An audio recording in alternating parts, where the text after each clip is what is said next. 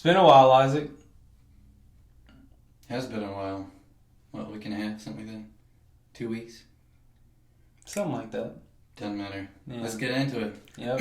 So, should we explain kind of how we're going to start sticking to schedule first with this? So, what our plans are, every Monday, we're going to release a podcast that's focused on sports mostly. Try to keep it lighthearted. And then on Saturday, we're going to just depress everybody with all of the things going on in the world. Maybe good, maybe bad. Yeah, it could be technological advances. Yeah, who knows? Some fun things in there. Yep, but today we're going to be focusing on sports, just straight up. All right? So what do you want to start with? You want to start? Sure. Go ahead. Yeah, well, there's not a lot going on the sports side. I mean, there's some baseball starting up, so you've got some spring training happening. You got NBA, you've got college basketball, you had an interesting hockey game, which we'll talk about that later. Yeah. But with football out, it just seems like you're kind of almost, it's like you're out of motion. But NBA's been okay. But I will talk about, there's been some interesting trades. I do want to point this out real quick. I think, obviously, Luka was an interesting trade. Mm-hmm. We can talk about that, but I do want to talk about the Jimmy Butler trade. Because I think that was very interesting. It was very clear, we've talked about it before, that he was ready to find his way out of the Miami Heat. It was not good. And if you go back into all the records, I don't like tooting my own horn, but I did say I love to see him with the Warriors. Because he's 34, Steph's on his way out, he's like 35, 36, Draymond's like 34. So I think in the beginning, who's all the teams? They were talking about the Warriors, they were talking about the Suns. Suns were in there, yeah. They were talking about, there was one other team. No, the Mavericks too, but that was before the whole Luka thing, so we were thinking maybe they would. But I was always liking Golden State. I figured that's where he was going to go. It's a great fit. It's somebody that they need over there, but we'll talk about it. I don't want to get too much into it. To say to that, he said he didn't want to go there because he didn't want to necessarily sign a long-term contract with them. Yeah. So I think that's why people started ruling them out, because then it's like, well, he doesn't have any really desire to go there. And then all of a sudden, they make the trade happen. Yeah. So kind of confusing maybe with the wording. Maybe he just doesn't see himself there long-term. Not really sure what he meant by this whole not signing a long-term contract thing, but just interesting. I just wanted to look at here's some just quick statistics. His first 4 games with the Warriors, he averaged 21 points, 7 rebounds, 5 assists, and 1 steal. Before, when he was on the Heat, he was averaging 17. Yeah. So he goes on to a team where he's probably not the dominant, I wouldn't say dominant, probably not the number one player that they look at to go to. Mm-hmm. And he's already upping his points. He's doing, I think, a fairly good job of getting involved with a team that he's not real familiar with. He's been able to adjust pretty quickly. And it's always the question of, you make a trade like this because the hope is that takes you to the playoffs and gets you a championship run. And that's really where the question stops for me, because now is it good enough? Yeah, I mean, I would say, in which I know at some point in this podcast we're going to talk about it, there is another, like at least 2 other contenders over in the West that they're going to have to overcome. Mm-hmm. But just on your point of his performance over with the Heat, when Jimmy Butler is the go-to guy, if he's like the star of the show over there, I necessarily don't think in his entire career that's ever been a role that, like, he should be in. He's able to fill in the shoes. I mean, we saw the Jimmy clutch moments of the playoffs where he did just take over. Like, he's capable of doing it. But I think his time over with the Warriors is just showing kind of like how I think it's going to happen over with the Lakers too, where if you push him to an off-ball dude, and what Jimmy Butler came into the league with, his specialty, what it's always been, has been defense. Defense, running the court, he hasn't necessarily been a great shooter, but he can knock him down. Yeah. But really just cutting, making the smart plays, making the hustle plays. That's someone that you want as that, like, third option, if you could. And if you have him as a third option, I mean, the first person that comes to mind with me is Kawhi Leonard whenever he played with the Spurs. You had a Manu Ginobili, you had a Tony Parker, you had, obviously, the paint was outstanding too. But having Kawhi on that wing who could just focus on locking down people, hitting the shots when he needs to hit it, I think there honestly is something too. When you're not expected to score all the points, you're going to score more points. Yeah. Like when you have other people to rely on to be able to put up the numbers, and you can have certain games where you just put up 14, 16 points or whatever, and you still are winning, then whenever a game comes around and they're really isoing in on a Steph Curry or, Pod, I forget his I think it's like Podzinski, the other shooting guard, which I like him. He's pretty solid. But whenever you're focusing on those players, then that opens up more room for you to be open and actually be able to score instead of trying to force shots. No, I think it's a great point to say that when you're not the one that's being required to be, like, you got to go in and make something happen. Yeah. He feels like, I'm going to assume so, and I think Steve Kerr would be a good person to play for, who has the quality and the personality like Jimmy Butler does, to where he just kind of lets them do what they want to do, and doesn't really get in his face and doesn't really I'll give you that. chime too much, because he's kind of lets Steph Curry do what he wants. I mean, he's not pointing. Well, Steph Curry ain't got to worry too much about, like, with Draymond. I'm thinking more like off-field antics and kind of like the first thing that pops in mind is with the Bulls and Dennis Rodman, like how he treated the Dennis Rodman thing. You kind of have that loose string, that loose leash on people with strong characters, that alpha mentality, like a Jimmy Butler, like a Draymond Green over there. Yep. But with that pressure off of him, I agree with you. I think that gives him the freedom to more feel like that he can go in and just play his game. He doesn't necessarily need to make all these fancy things happen. He just goes in and does what he's really good at. Yeah. And this is an interesting piece for the Warriors, because I feel like I look at their record and they could move. They're, I think, in 9th spot or 10th spot right now. They can move into the 6th spot in a matter of games, because everything is so tight within those teams right now. But they do have a long road and quite a bit of a mountain to climb, because they've got some teams ahead of them that are pretty good. So right now, in order, this is just where it goes: Thunder, Grizzlies, Nuggets, Lakers, Rockets, Clippers, Timberwolves, and Mavericks are all ahead of them right now. But like I said, that Mavericks, Timberwolves, Clippers, Rockets category, if they're on a 4-game winning streak right now. If they keep winning, they could see themselves going up into where they don't have any play-in games. They can just go right into the playoffs. Yeah. But I definitely do have strong teams at the top. That's the challenge. Yeah. I definitely don't see the Clippers being relevant much longer, especially Kawhi Leonard. I mean, he's a great player. He still can step in and be a dog, but how many full seasons has he had in the past 5-6 years? So I never trust that with the injuries they be having, and I think they always choke in the playoffs. Yeah, and they have got James Harden, I think's over there too, and James Harden's a player that's like, okay, if we're losing, I'm just gonna start chucking up shots and try to get my points so that I can will us back into it, and that's not gonna be something. Even if they do make it to the playoffs, that's like a first round entry type of style. Yeah.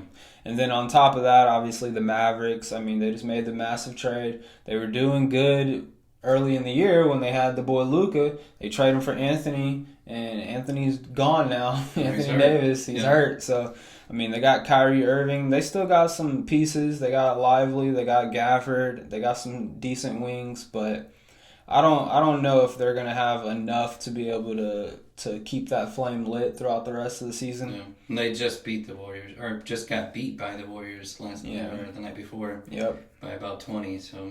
But yeah. The major topic of, I mean, I will also say with the Timberwolves, I think that the Timberwolves, they have a roster. Now, they traded and got Julius Randle. He's been hurt. I don't know when he's supposed to come back. I don't know how significant his injury is. But if you had him in the lineup along with Jaden McDaniels, who's one of the best defending wings in the league, you have Anthony Edwards, obviously, and then you have a veteran in Mike Conley with Gobert in the paint. I mean, that's a solid starting 5. And we saw it last year when they had Karl Anthony Towns. But Julius Randle, I feel like Karl Anthony Towns, and you're kind of seeing it over with the Knicks now, he wants to be that guy. Like he wants to be the top dude on the team. And I think that vibing over with the Timberwolves, where Anthony Edwards is clearly the top guy.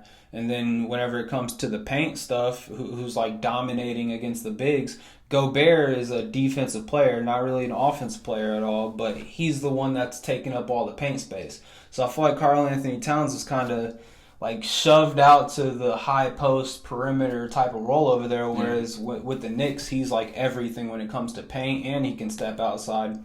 So I think that if the Timberwolves can get the injury, if they can get, Julius Randle in his, I guess, specific role that he should be playing in that team, they could have a shot of doing something, but who knows with that.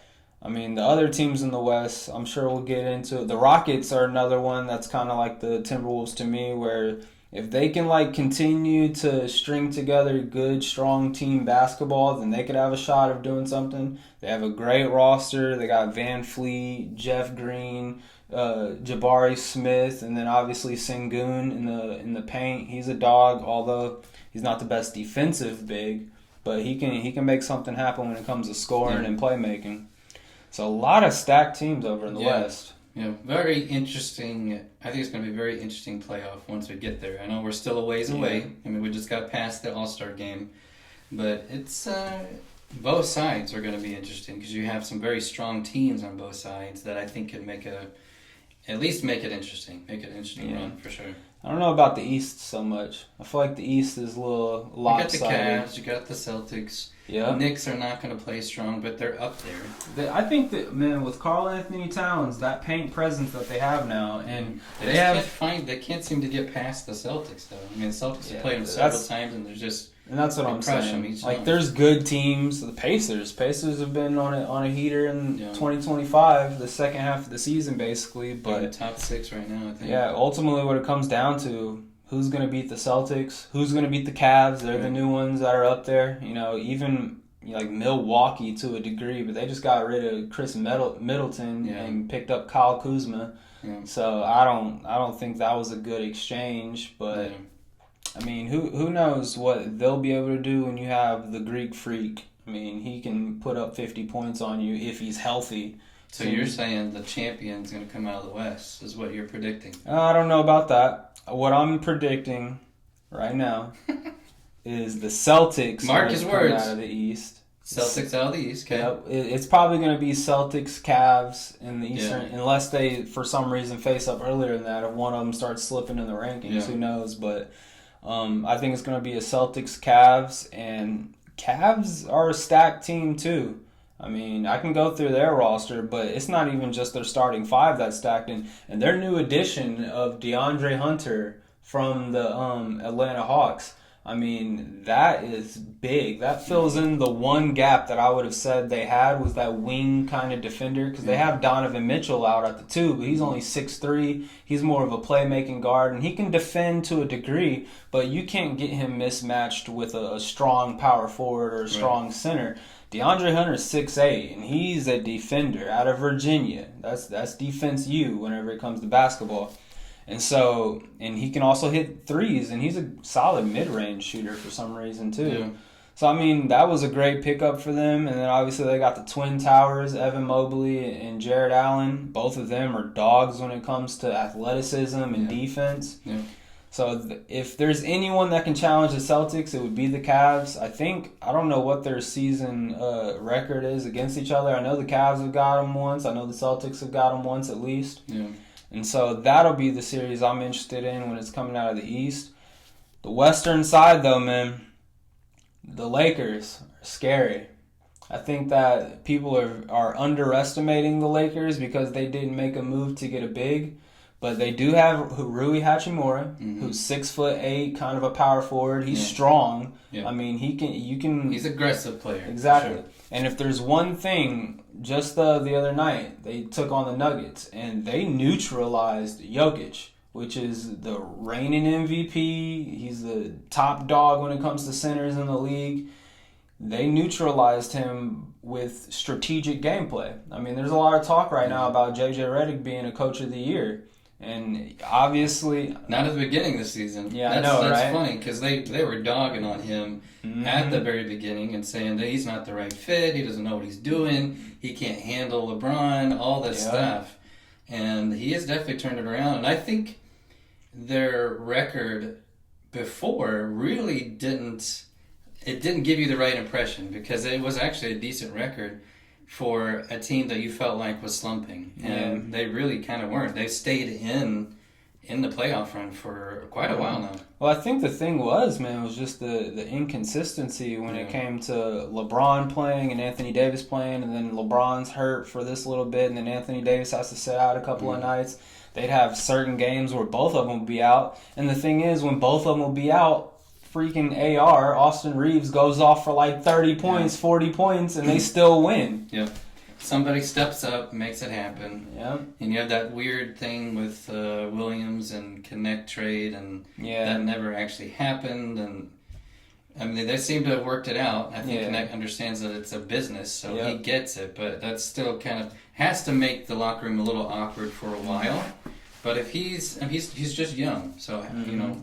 Is his mind mature enough to be able to handle that? It seems like it has. Well, I think his youth is actually playing in favor of that, because if it was someone who was older, who felt a little bit more entitled to their role in a situation, them stepping back into the locker room of LeBron James could be like, they could like approach it in a sense of, I'm not appreciated here. Chip on your shoulder, a little bit of a pride. Exactly. I think Dalton Connect, with him being a rookie coming back in that locker room, he's like, I'm grateful to just be in the league right now. He's still fresh in. He's like, I'm willing to fit in where I can to be able to make whatever happen. And he knows he's playing with greatness over there. Yeah. And I appreciate that. I mean, you got to appreciate that about a player. And so hopefully that gives them the right feeling of like, we need to hang on to this guy because he could be something. Yeah. Well, he's a good player.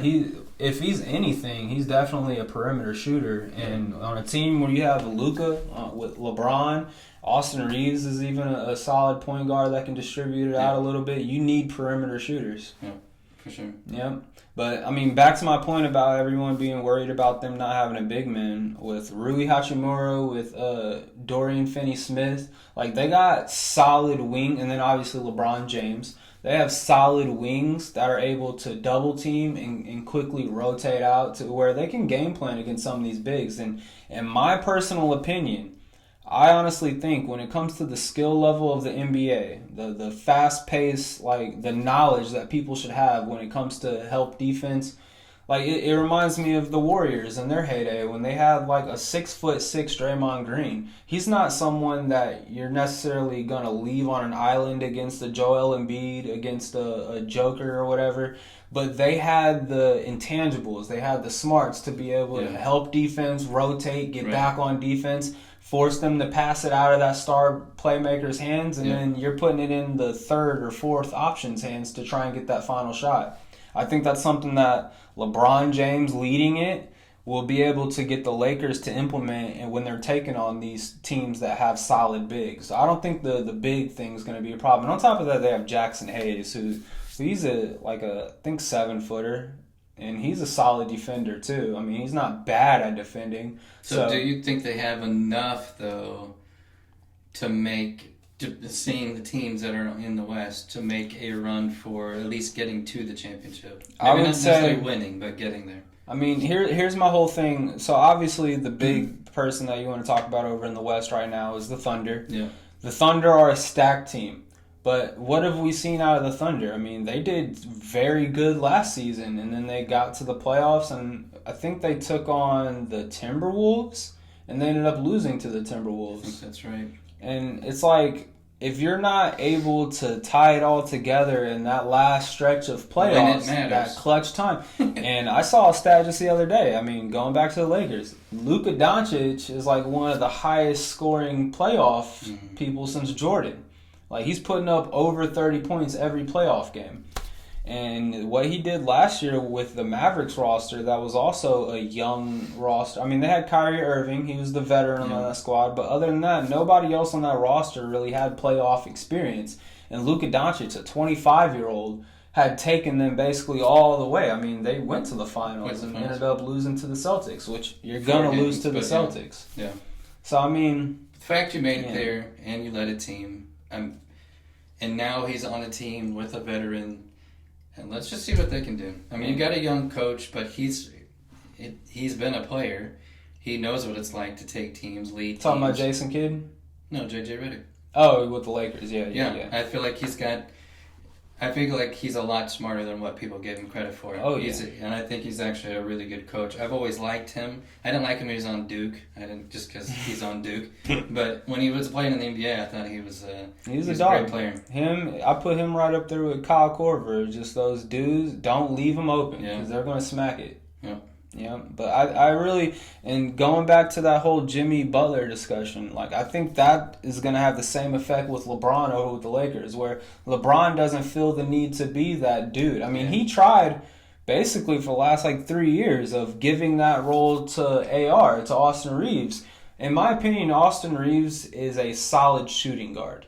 He's a great scorer when it comes to getting to the basket and shooting. Whenever it comes to setting up players, though, he's not a Luka Doncic. I mean, he's not someone who can dish it out and have eyes in the back of his head of who's going to be open on the far side, the weak side of the court.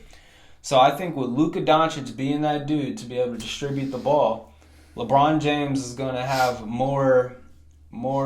Just if you've watched any of the last games, there's at least 2 or 3 plays where as soon as they get the rebound and give it to Luka Doncic, Doncic looks up and LeBron James is all the way down the court and he just launches it to him. 6'9" frame. He just goes up and catches it like Larry Fitzgerald and puts it in. Yeah. That's the stuff we weren't seeing whenever Anthony Davis was there, and AR was the one that was trying to get it down the court to LeBron. He's not capable of doing things like that. Yeah. Is it safe to say, though, this is going to seem harsh, but that the LeBron James, Anthony Davis experiment just didn't work? Well, they won in the bubble. I mean, they got one championship ring. The bubble. Yeah, we discredit it. People in LA do not. Of course not. And why would they?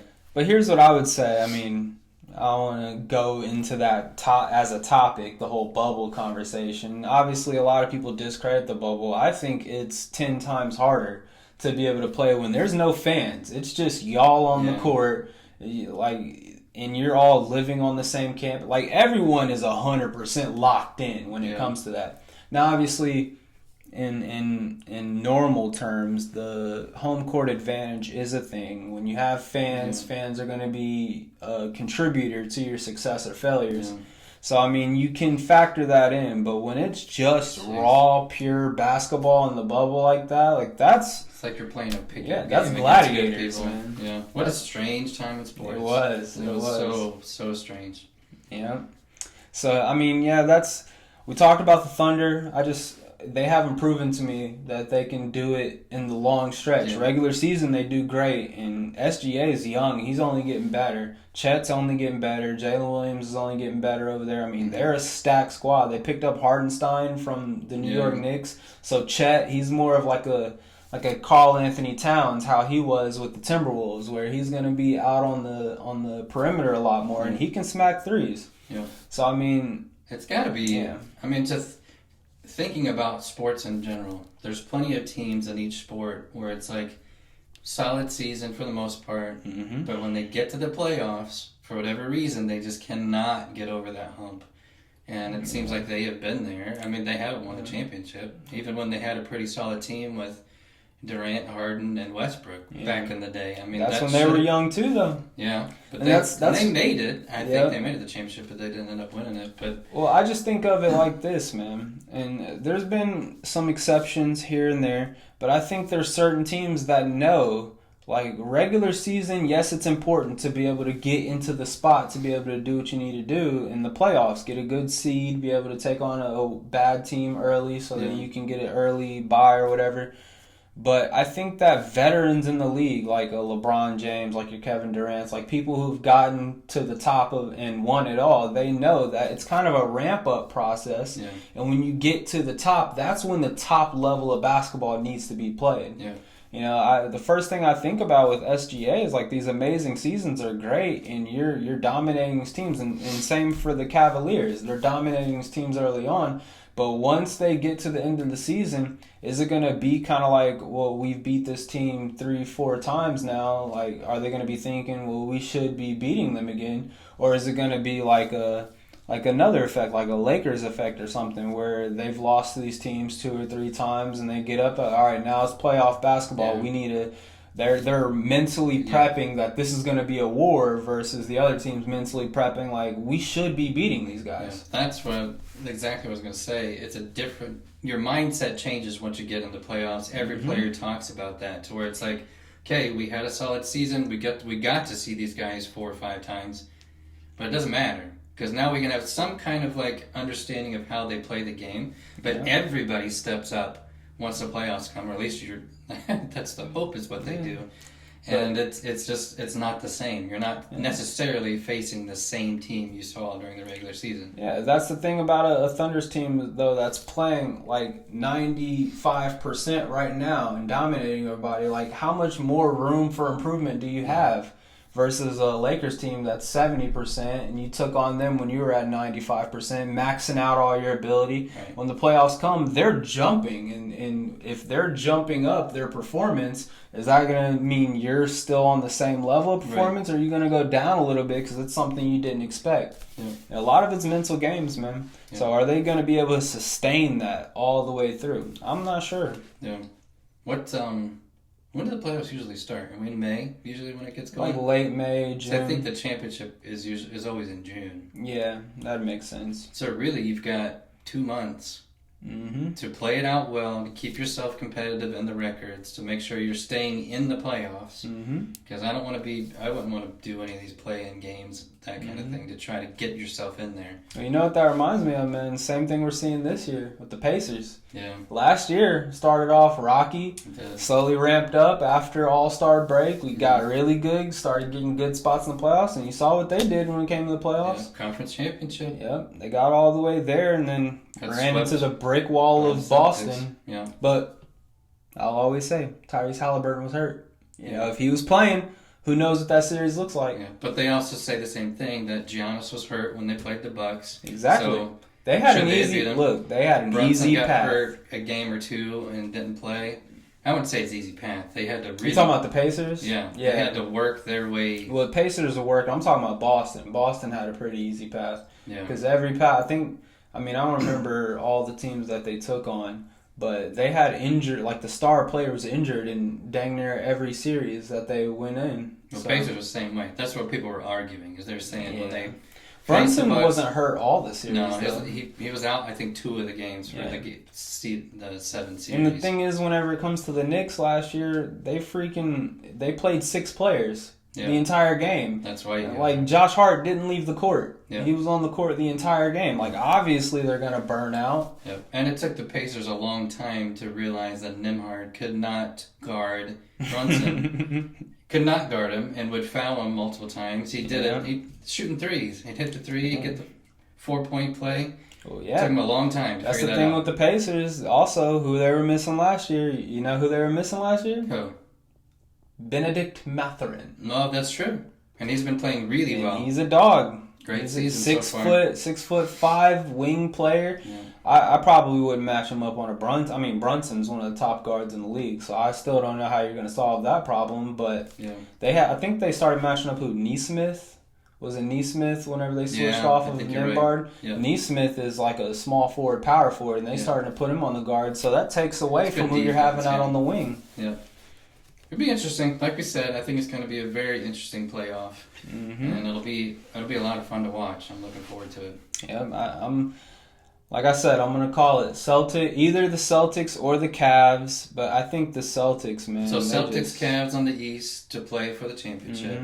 Who's on the West? I think that if the Thunder can sustain it through the first couple of series, I mean, it's going to be just like last year, where the entire West is like going to 6-7 games, and it's going to be hard fought, and you're going to have to go through a gauntlet. Yeah. Once you get to that Western Conference Championship, you might be gassed. Well, let's run through it. So Thunder, potential, yeah. Can Grizzlies maintain? I'm not bought in with the Grizzlies.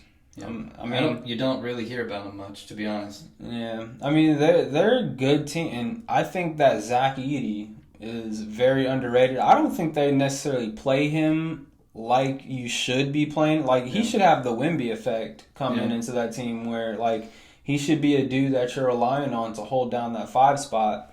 Who's the other? You probably don't know who the other center is they have on that team? No, I don't. Like maybe Steven Adams or somebody. There's somebody, another big on that team. Maybe Valanciunas, who's taken up a lot of that center minutes to where they're still treating Edey like he's a rookie.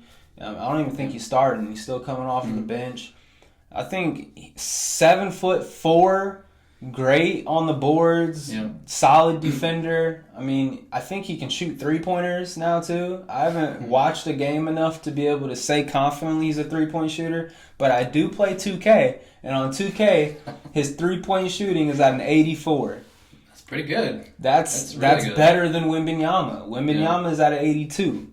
So if he can shoot threes as a 7'4" dude and he's a paint presence like that, why wouldn't you start him? Yeah. And then you have Ja Morant at point guard.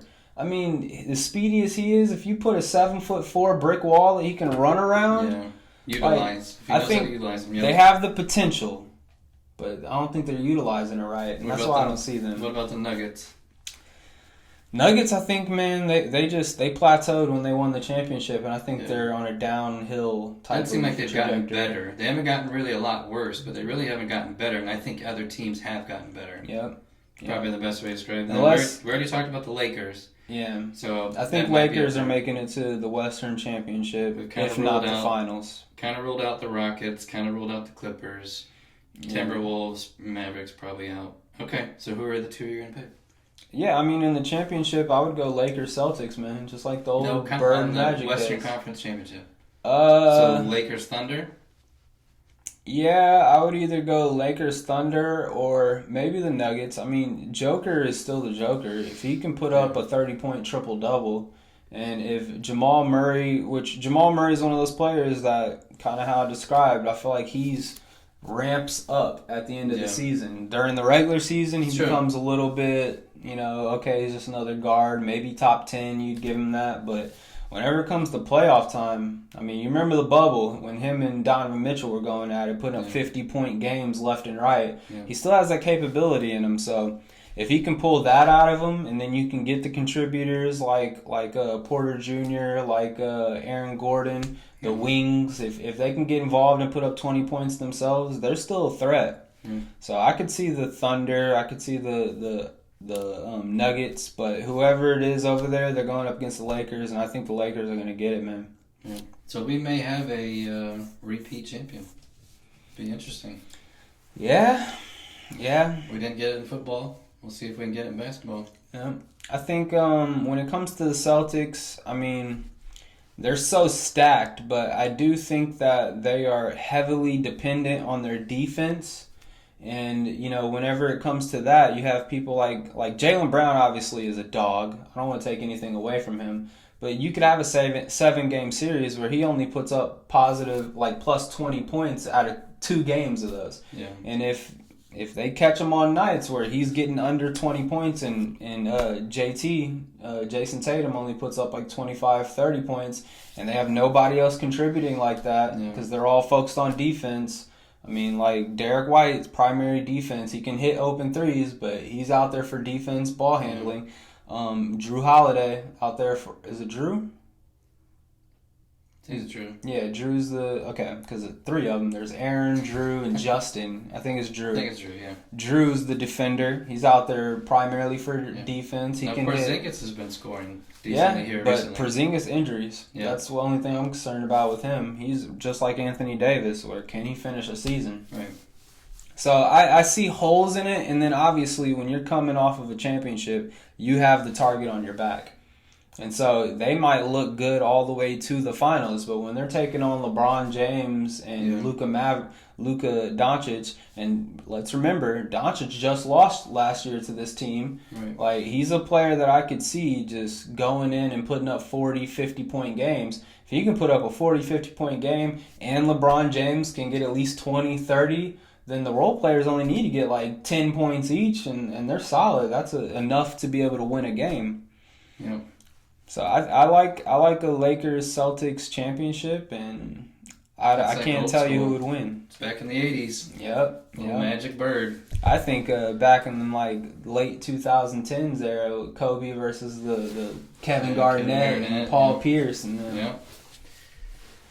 I will put it on the record that I'm still against, not a fan, and I don't like the fact that we still have major players going to different teams. I love to see somebody stick with the team and if it's their choice, make it work. Luka didn't have a choice. That's right. Yeah, he wanted to retire, but Butler did. He could have played for a team. And decided to be a baby. Butler's kind of a diva, though, man. He's an alpha mentality. He's entitled. Yeah. It would be cool to see. I mean, that's another one that I don't want to rule out either. The Warriors over in the West. They can make a run, which they've been doing right now. Steph Curry is still Steph Curry. Yeah. You know, at the end of the day, if they can squeeze into that in-season tournament, or not in-season tournament, play-in game, they can squeeze into that, I could see them winning some series against some teams. So I think the West will be super competitive. I think the East will look just like it looked last year, where probably the Celtics and the Cavs are dominating on their side. You'll have teams like the Atlanta Hawks or like the Pacers maybe the Knicks who get a couple of games in here and there. Yeah, maybe the Bucks. We'll see. I'm very doubtful of the Bucks. Like, they're either really good or they really trash. There's no in between.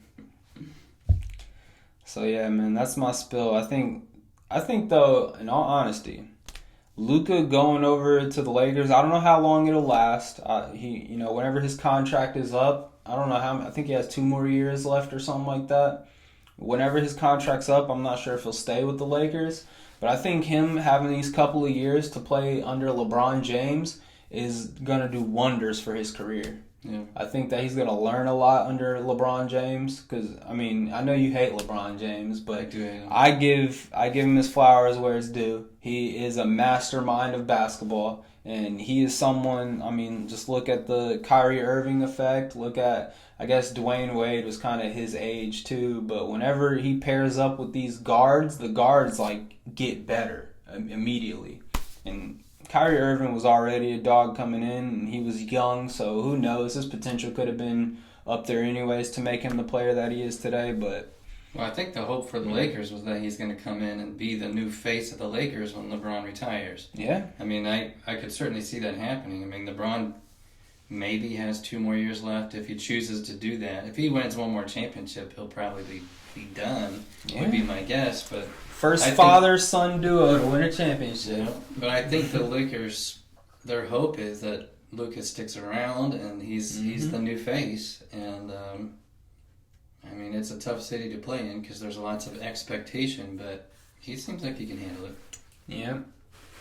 I think that he fits right into their Showtime Lakers type of ideology over there, where they want to be able to do the crazy lob passes and the amazing plays. I think that if LeBron James ends up leaving, they'll probably still be like a solid team, but they're going to have to get somebody else either out on the wing or as a big to be able to actually what's the word I'm looking for? Complement Luka. He's not going to be able to do it by himself. He ain't a Kobe. Yep. R.I.P. Kobe. He's getting a statue. Yeah. Hey, that's a conversation for a Saturday podcast. Sorry. We're going to go into... Are you ready for the big segment? What's up? We're going to start a new segment. It's called K's Corner. Down. I need to put some music in there when we edit this thing. So here's what we're going to do.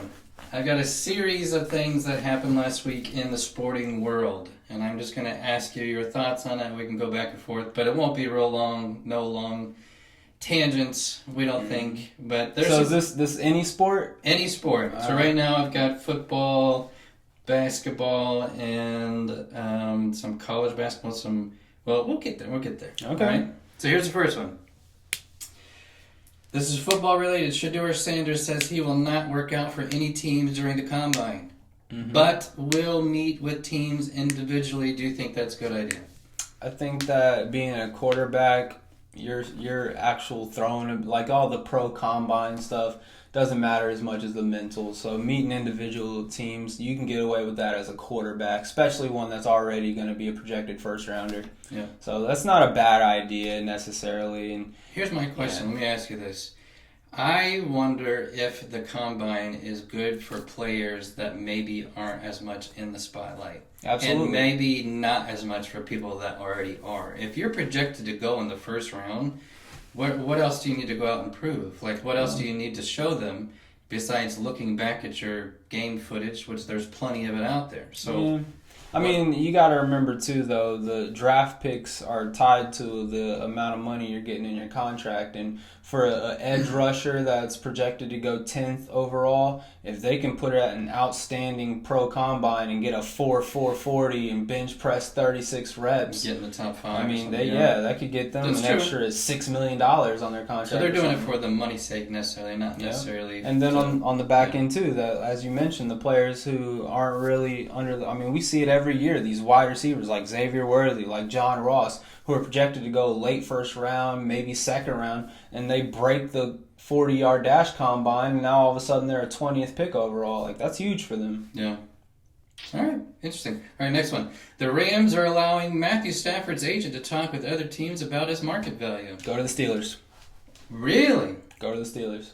Dude, there's lots of people in conversation about this Matthew Stafford thing. He's not gonna. And I actually even saw like the Colts might go after him. Nah, I think he's gonna go with the Giants. I think I saw somewhere that he has like a brother that coaches for the Giants or something like that. Do you think that's a good move for Matthew Stafford though? Because the Rams aren't a bad team. They actually made a pretty good run at the end of the season. Yeah, I mean, I think the same amount of value you're gonna get with him being over with the Rams is gonna be the same amount of value if you go to another team. I mean, a lot of these teams suck because they don't have a quarterback. So true. So, yeah. But how many more years does he have left? He's about 34. I mean, you never know with quarterbacks. Aaron Rodgers 40 years old right now, still trying to sling it. Tom Brady went till 42. He could have 8 years left. He could retire next year. It's true. He's got his championship. Yeah. So that's a good thing for him. All right. Next thing. NFL, MLB, NCAA, and NASCAR all backed a bill introduced to Congress to allow state and local law officials to disable drones during sporting events. Shoot them down. Why do you need drones if it's not sanctioned by whatever sport that is for extra coverage? To be honest with you, I didn't even know that was happening. Of course, why wouldn't they take those things down? Yeah, there was a few games last year that got like postponed a little bit, or they had to like take all the players off the field and stuff.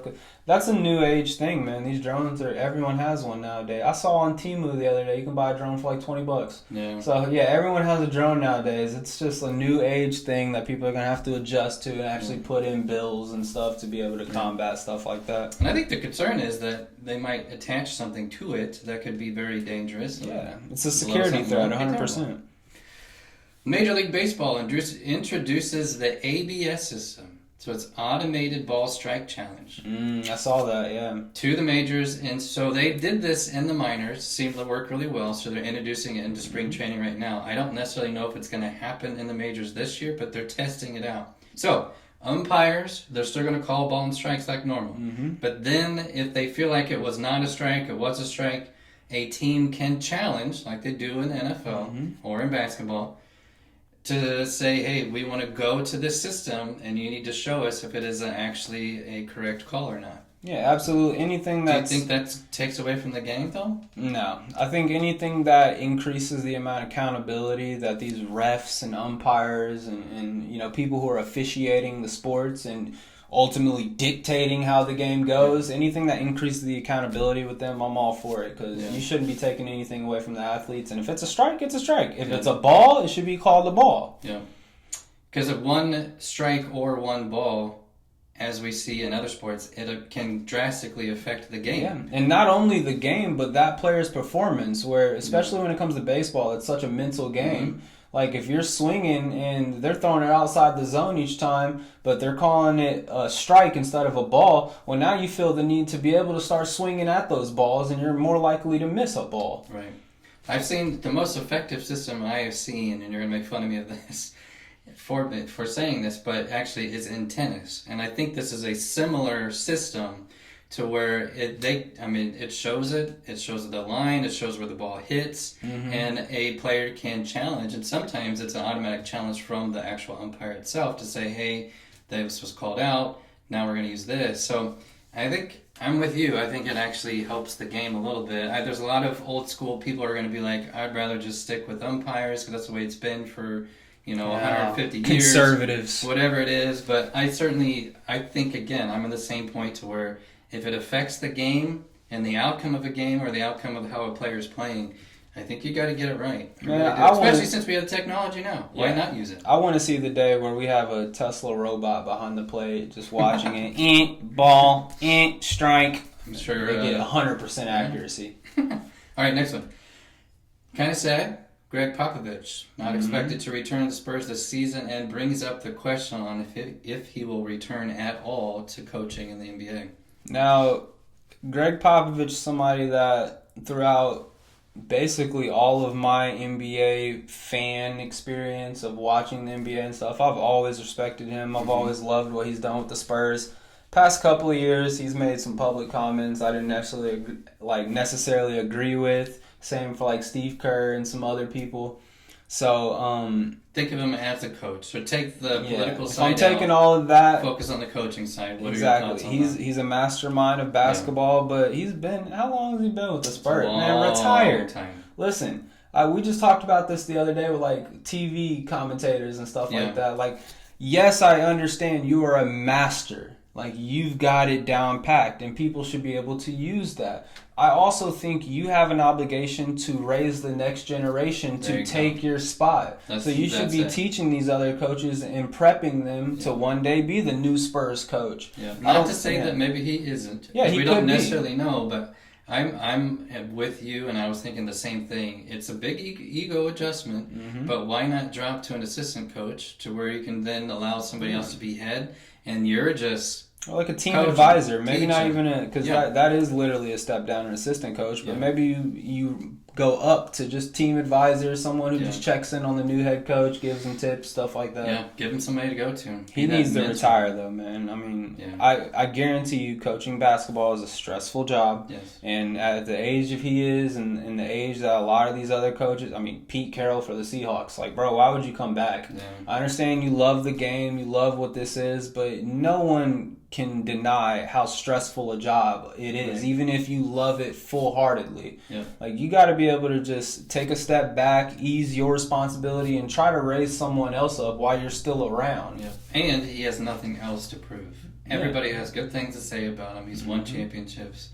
You're done. He's in the Hall of Fame. Yeah. I mean, guaranteed. So once you get to that point where you're in the Hall of Fame, if you're starting the downhill spiral of life, bro, retire. Go sit on a beach. Just take the call every now and then from the next coach. Yeah. It's easy for us to say because we're not in it, but because it's hard to leave something that you absolutely love. Yeah. But you do have to know when your time is up. And they say comfortability is that's how you go downhill a lot faster. But So speaking of the Spurs, Wembanyama out for the rest of the season due to a blood clot in his right shoulder. I mean, how do you feel about that? I mean, obviously that's going to do significant damage to the Spurs because he's a very reliable player. And I would say this is such a minor thing, but watching him in the All-Star game when they played that new series, he was one of the only players that was actually really trying hard when he was out there on the court. So he loves the game. He wants to be out there. I feel terrible for him because he's been having a great season.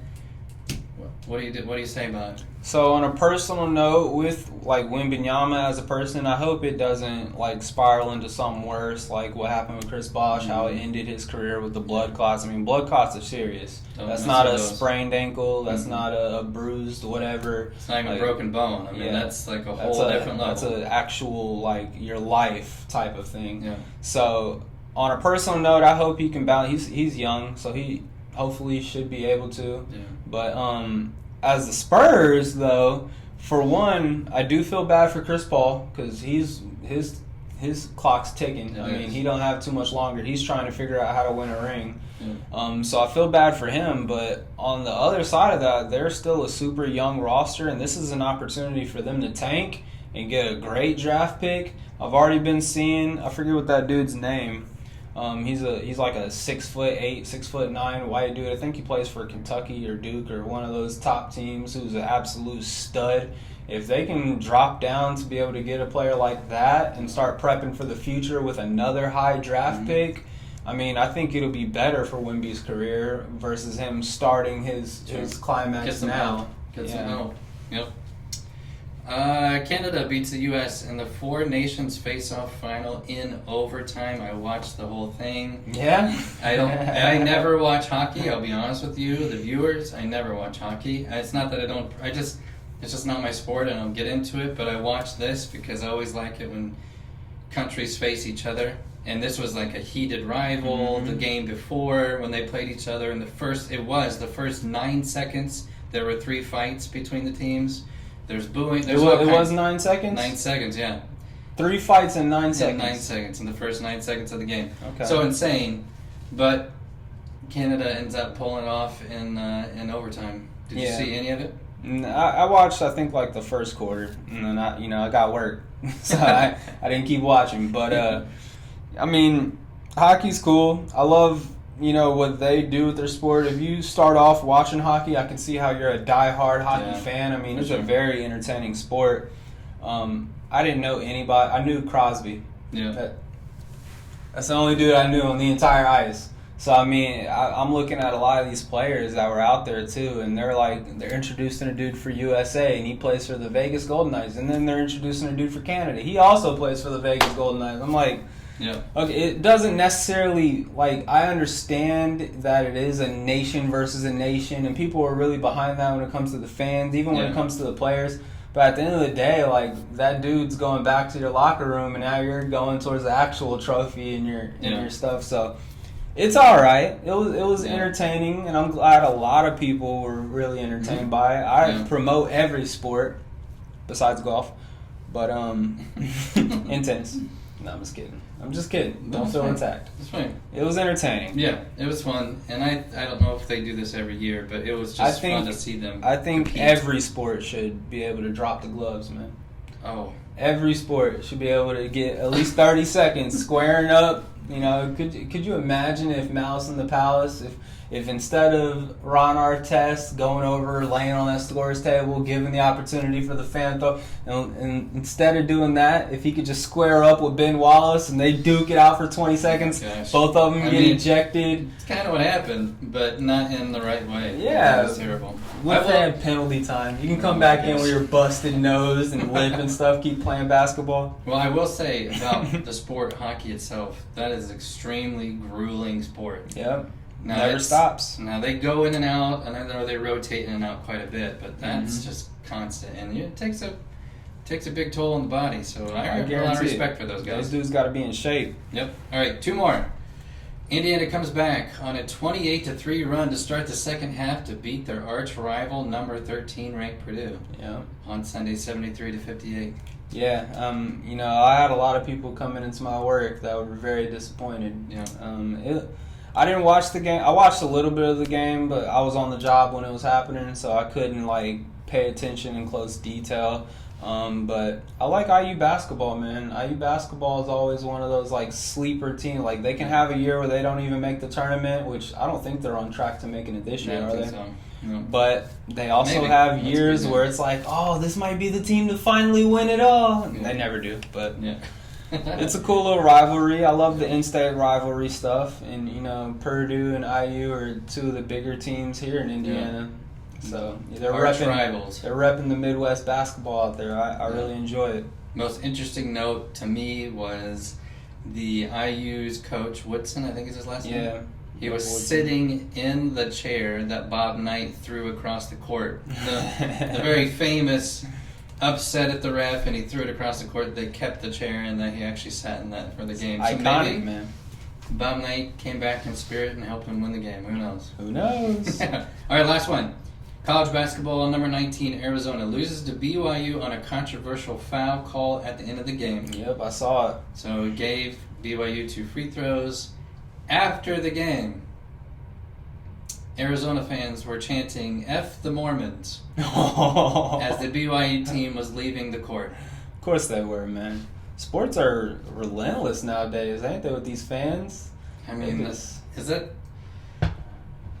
I obviously don't condone that, and you can say things that I think would be disparaging to other teams, but that's a bit much. Yeah, that's a religion. I mean, yeah, I don't. When it comes to the fans' behavior, man, like, you never want to get to a point where you're trying to control it.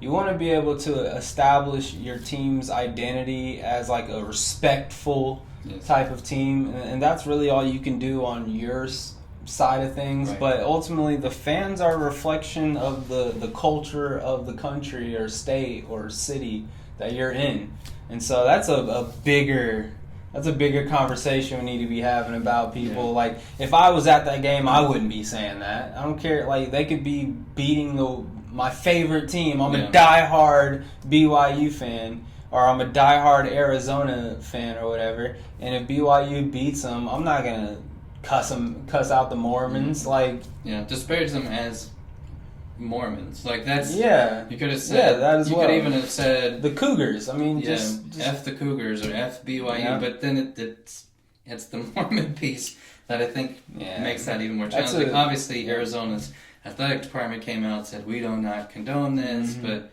you can't hold a whole crowd accountable. I mean, what are you going to see? And let's also remember, like, these are college kids. Like, that's a crowd. That's a crowd full of a bunch of 18 to 22-year-olds mostly. I mean, obviously there's parents and stuff that go out, but the ones you're hearing are all these drunken kids that were just tailgating right before. And Arizona's a party school. I know they was getting lit before the game. And you have to remember, that's not BYU's fault. That's the refs' fault. They're the ones that made the call. I mean, they're the ones that said that it was a very controversial and it wasn't a foul, in my opinion. But they made the call. That has nothing to do with BYU. They just happened to make the free throws to win the game. Yeah. And if you were so upset, you should have played a lot better to not have that be a problem. There's that conversation. I mean, you should. There's that conversation. Then never blame the refs. No, I'm not going to say that. But you shouldn't have been that close. If you're a team that should be beating BYU, you should have already been up by 6 to where those 2 free throws didn't matter. Yeah. I mean, ultimately, at the end of the day, they got to remember, whenever it comes to college basketball, obviously, there's a lot of implications that come from a win or a loss against top-ranked teams and stuff like that. But it is just a regular season game. Now, if it was in the Sweet 16 and they lost, it might be F the Mormons. I don't know. No, I don't think so. I think you got to leave that part out. You can still be upset, but I don't think you chant that. I think you let that one go. Yeah, here's the thing, though. I would rather it be extreme to the end of fanatics, like shouting crazy stuff, than a super dull crowd that doesn't even care. I mean, ultimately, you should, as a player, as a fan base too, but obviously, fans are a different story. But as a player, if you're in a spotlight like that in any field, any sport, whatever it is, you need to be able to grow thick skin to where that stuff just bounces off of you. And, that's all you can control on your side of things, because things like this are going to happen. I mean, like I said, that's a bigger conversation about the culture of the city, the culture of the school, stuff like that. You can't control that. It's out of your control. It's a representation. Don't let it get to you, though. Yeah. With you. So is that all we got? That's it for K's Corner. Yeah, a lot of good NBA topics. Some, little curveballs in there with some soccer and hockey. Soccer. There was no soccer in there. Let's talk about soccer. I don't know anything about soccer. No, it's a sport. I think so. Yeah. You kick a white and black ball. I hear all these people talk about, like, our soccer just in the UK has more ratings than all of the NFL. It's because it's the poorest sport. I mean, all you need is a ball, man. You kick it into a trash can. I'm not going to argue with that because that's true. It's true. We have real sports around here. Yeah, hard-hitting, concussion-causing. Yep. All right, well, that's all we got? That's all we got. All right, we out of here. Thanks for watching if you did watch. Thanks, guys. Peace out.